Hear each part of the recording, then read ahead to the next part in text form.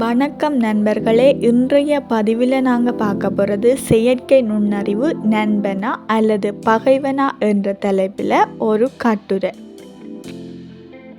மேலும் இது போன்ற வீடியோக்கள் உங்களுக்கு பிடிச்சிருந்தா லைக் மட்டும் பண்ணிடுங்க. வாங்க வீடியோக்குள்ளே போகலாம். இன்றைய உலகில் செயற்கை நுண்ணறிவு அதாவது ஆர்டிஃபிஷியல் இன்டெலிஜென்ட் என்ற AI மனித வாழ்க்கையின் ஒரு அங்கமாக மாறியுள்ளது.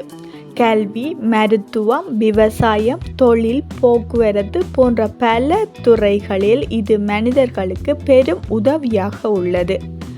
மாணவர்கள் பாடங்களை எளிதில் புரிந்து கொள்ள, மருத்துவர்கள் நோய்களை துல்லியமாக கண்டறிய, விவசாயிகள் விளைச்சலை அதிகப்படுத்துவதோடு போக்குவரத்து, வங்கி, அன்றாட வேலைகளில் AI நேரத்தை சேமித்து உற்பத்தி திறனை அதிகரிக்க செயற்கை நுண்ணறிவு ஒரு நண்பனாக செயற்படுகின்றது. ஆனால் இதன் பயன்பாடு அளவுக்கு மீறினால் அது பகைவனாக மாறும் அபாயம் உள்ளது. மனித உழைப்பை குறைத்து வேலை வாய்ப்புகளை பாதிக்கலாம். தனியுரிமை மீறல், தவறான தகவல்களை பரப்புதல், மனித முடிவெடுப்பில் அதிக தலையீடு போன்ற சிக்கல்களும் ஏற்படலாம்.